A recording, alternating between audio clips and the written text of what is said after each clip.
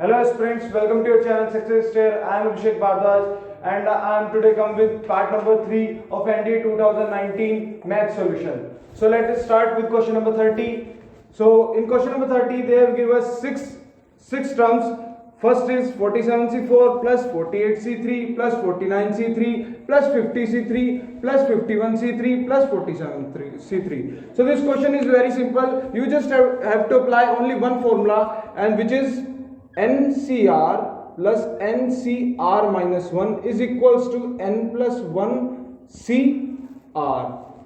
We just have to apply only this formula in this question and we can get to the solution. So if we consider first term and the last term, they are quite similar to the formula which we have given. NCR plus NCR minus 1. And what is the value of R? 4. 4 minus 1, 3. So the outcome of these two elements is N plus 1 means 48CR. R means 4. 48C3 plus 49C3 plus 50C3 plus 51C3. Now we just have to consider first two elements. They again make the similar formula NCR plus NCR minus 1. NCR plus NCR minus 1 is equals to N plus 1 means 48 plus 1, 49C4 plus 49C3 plus 50C3 plus 51C3. Now again we just have to apply similar formula in similar elements. So we get 50C4 plus 50C3 plus 51C3. Now again on these T1C4 plus 51C3, and the final answer we get is 52C4. So option number C is correct. So let's go for the question number 31. And in question number 31 they have given us if A, B and C are in AP, then they have given us three statements. Will KA, KB, KC are in AP, or K minus A, K minus B, K minus C are in AP, or A upon K, B upon K, C upon K are in AP. Now we know for the condition that three terms are in AP is 2B equals to A plus C. So we just have to see this condition is satisfied or not. So KB, 2KB is equals to KC plus KA. If we take out K common, C plus A, 2KB. K cancel out, so 2B equals to C plus A. This condition is satisfied with this. Now again we just have to apply the similar thing in this also. So what we got? 2K minus B equals to K minus A plus K minus C. So 2K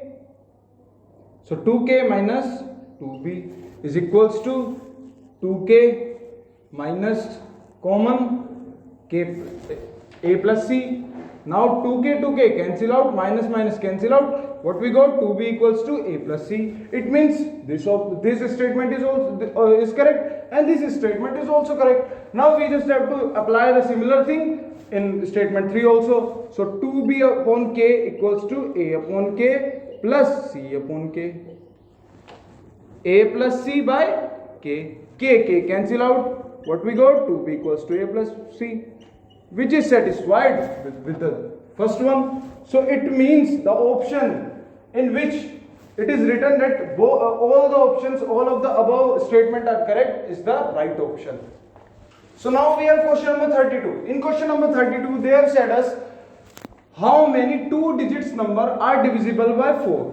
So first we have to know that two digit number are start with 10 and ends with 99, because after 99 we have 100, which is a 3 digit number. So now after 10, which is the first number which is divisible by 4? We all know that it is 12. It means the first digit which will, the first 2 digit number which will be divisible by 4 is 12. Next 16, next 30, and it is up to The last two-digit number which will be divisible by 4 is 96. So we get the series of an AP in which we have a 12, difference 4, and the last term is 96. Now we just have to apply a simple formula which is Tn equals to a plus n minus 1 into d to find the value of n. So what is the value of Tn? 96. We all know that Tn is denotes the last term. So Tn is 96. A is the first term which is 12. N we have to calculate minus 1. And what is the difference? Difference is 4. So it is 96 minus 12 and minus 1, 4. And what is 96 minus 12? It is 484. 2 divide and minus 1. So it is cancel out 21 times. So n minus 1 is equals to 21. And if we take minus 1 to this side, it will be in plus. So 21 plus 1. So n equals to 22. So how many terms? There are 22 terms. There are 22 two digits number which will be divisible by 4 or which are divided by 4. Which are divided by 4 between 12 to 96. Now question number 33. In question number 33, they have told us that if Sn is the sum of first n term of an AP, then S2n equals to 4n square plus 3n, and you have to calculate the difference between the terms. Now I am going to tell you a short trick which you can apply in this type of question, in which they have told you that you have to calculate the difference or you have to calculate the term, like third term means you have to calculate the Tn. So what is the short trick? The short trick is Sn equals to an square plus bn. The condition for the short trick is the equation that they have given you in the form of Sn is always a quadratic equation. So what you have to do in this short trick is you have to just differentiate this value. What you got? 2a into n, and the coefficient of n is your difference. This is the short trick. Now for Tn, you have to write a minus b in place of bn. Now if they have told you that you have to calculate the third term, then you just have to put n equals to 3 and just solve it. You get the third term. Now we just have to apply this short trick in this. Now the short trick is for Sn, and in question they have given you S2n. Now what you can do? You just have to put n equals to n by 2. N equals to n by 2. So what will you get? You got Sn equals to 14n by 2 the whole square plus 3n by 2. Now 14 into n square by 4 plus 3n by 2. Now we have to consider that we have to calculate the difference. So we just have to think about this term. We just have to forget this one. So now what I have told you earlier, that you have to differentiate this term. So differentiate it, 2n into 14 by 4 into n. So 2 2s are 7 into n. So what you got? 7n. And I have told you that the coefficient of n is your difference. So what is your difference? 7. So your answer is 7. So now we have question number 34. In question number 34, they have given us third term of GP is P, eighth term of GP is Q, and the 13th term of GP is R. So if this condition they have given us, then which of the following option is correct? Now we know that to find the term of GP, we have formula Tn equals to AR n minus 1. A is the first term, R is a ratio, n is the number which we have to find. So for the third term, we got A R square, which is equals to P. For eighth term, we have AR the power 7, which is equals to Q, and for 13th term, we have AR the power 12, which is equals to R. Now we just have to find which condition satisfied the most. Now we have to check for the option number first, Q square. Q square means AR the power 7 square equals to P AR square into R AR the power 12. Now A square R 7 to the 14 equals to A into A square. Now base are same, then power will be added. So R power 14. This condition is satisfied. It means the option which is correct is option number A. We don't have to go further for these conditions because we have got our answer in question option number first. So in question number 35, we have to find the solution if x is smaller than equals to 4, y is greater than equals to 0, and x is smaller than equals to minus 4, and y is smaller than equals to 0. It means if x equals to 4 is there, so x is smaller than equals to 4, which means this area, and y is greater than equals to 0, it means this area,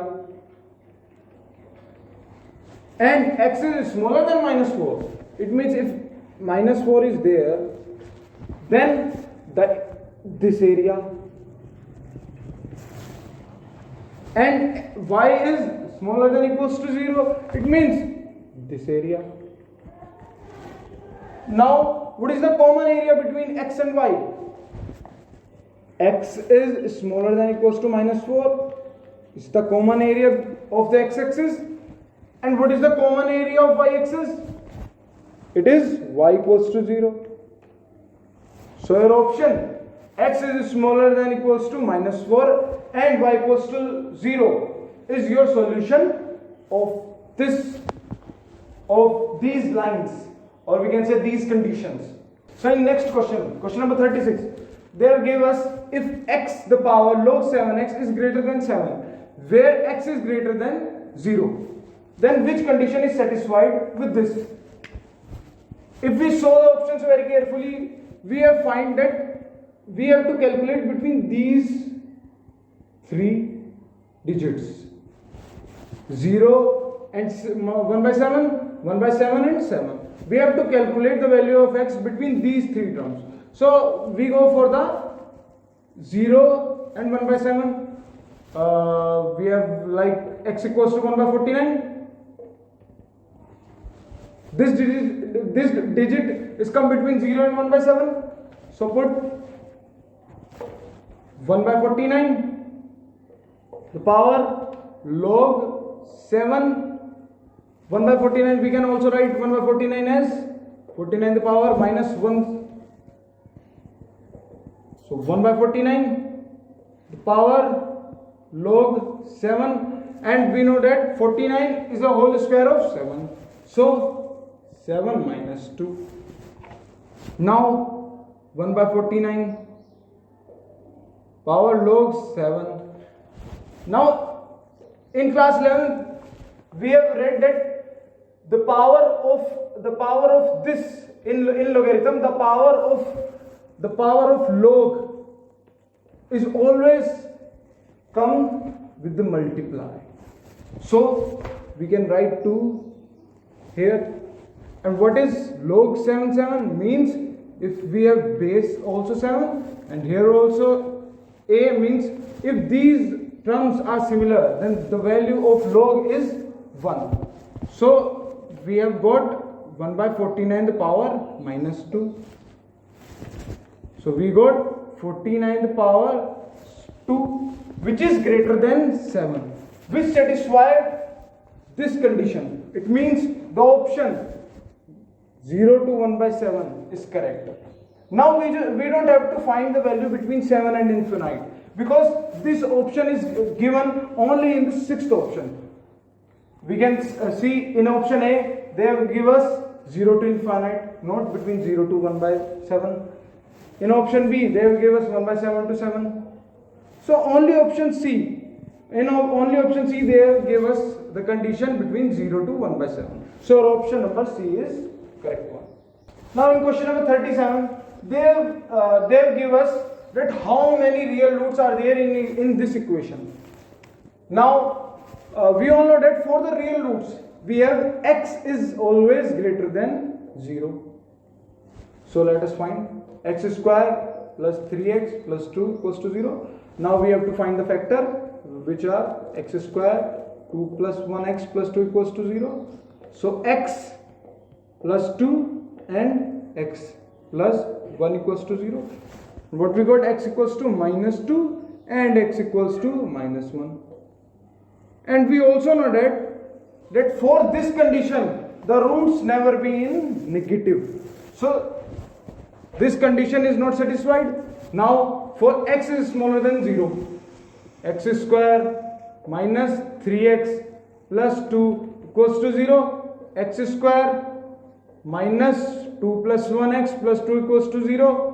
So x minus 2, x minus 1 equals to 0, x equals to 2 and x equals to 1.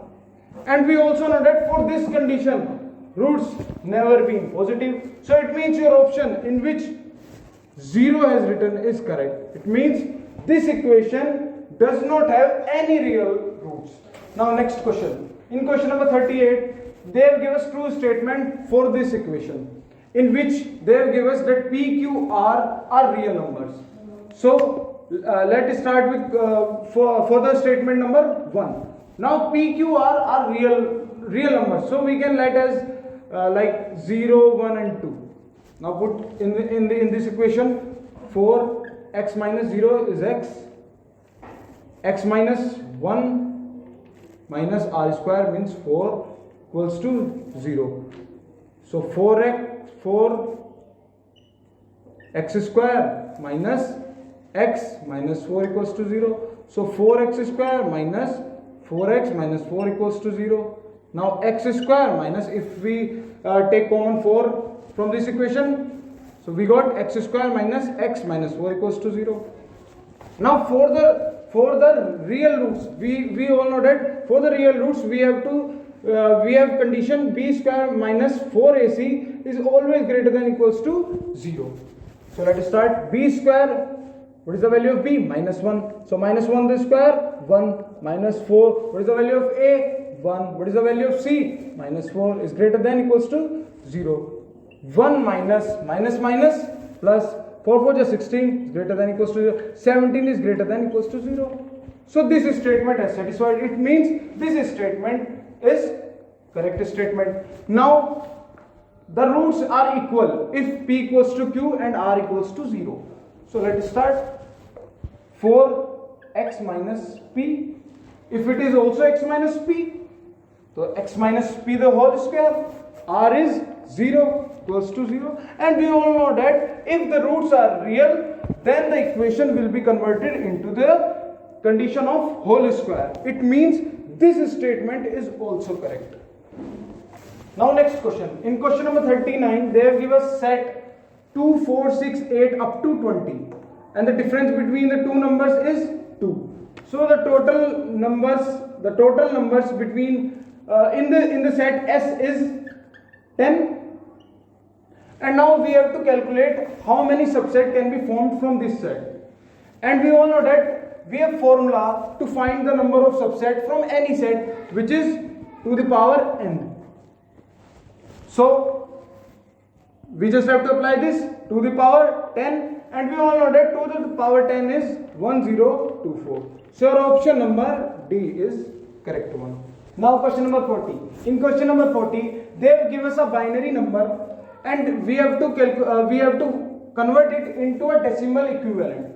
So we all know that binary numbers are always given with the help of only two numbers, which are 1 and 0.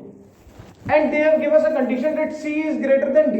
It means the value of C is 1 and D is 0. So this question is converted like 1 0 1 1 0 0 1 1 1 0 0 0. Now to convert a binary number into a decimal equivalent, we have to start squaring the 2. So it is to the power 0, to the power 1, to the square, to the power 4, to the power 5, to the power 6, to the power 7, to the power 8, to the power 9, to the power 10, to the power 11, and to the power 12. 1 2 3 4 5 6 7 8 9 10 11 12. 1 2 3 4 5 6 7 8 9 10 11 12.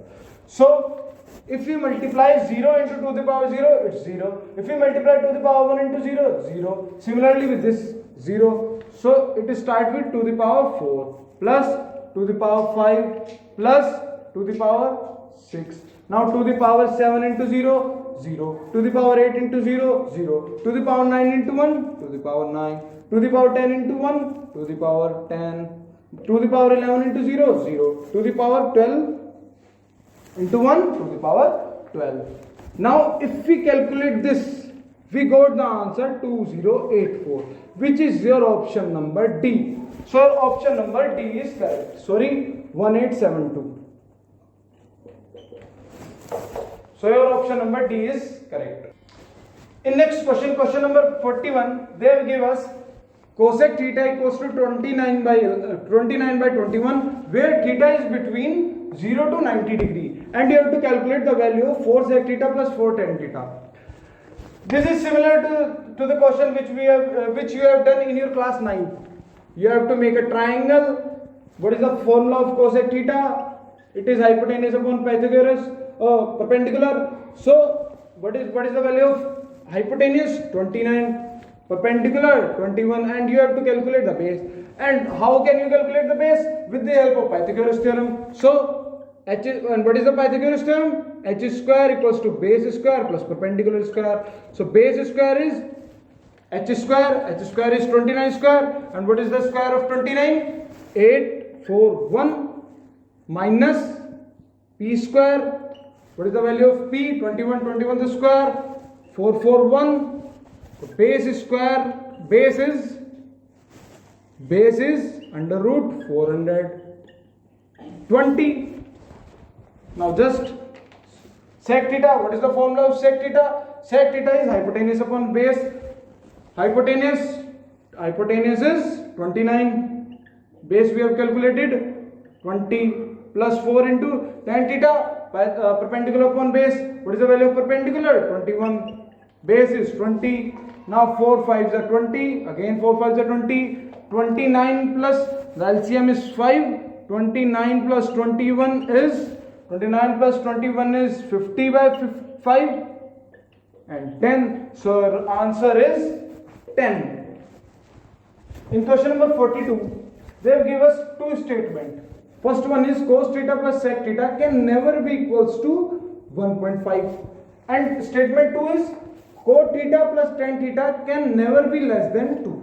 Now we go for the statement number first. If cos theta is 0 degree, if cos theta is 60 degree, what is the value of 60 degree? 1 by 2. If sec theta is 0 degree, and what is the value of 0 degree in cos theta? 1. And what is 1 plus 1 by 2? It is equals to 1.5. So this statement we have find this statement is wrong, because we have calculated that cos theta plus sec theta is equals to 1.5. But in the statement they have written that cos theta plus sec theta can never be equals to 1.5. But we have find that it is equals to 1.5. So this statement is wrong. Now for the statement second, cot theta plus tan theta can never be less than 2. Now if tan theta is equals to 1 by root 3, if tan theta is 1 by root 3, and for the same angle cot theta is root 3, it is approximately the 3 by root 3, it is 4 by root 3, means 4 by 1.732. If you divide 4 by 1.732, you find somewhere 2 point something, means greater than 2. It means the statement which is written, the statement number second is your correct statement. So this is the end of part number 3. हम जल्दी अब आपके लिए part number 4 भी लेकर आएंगे. तब तक के लिए हमारे चैनल को सब्सक्राइब करें, लाइक करें और शेयर करें, और ऐसे ही हम आपके लिए अच्छी अच्छी वीडियो बनाते आएंगे. Thank you very much. Stay safe, stay home.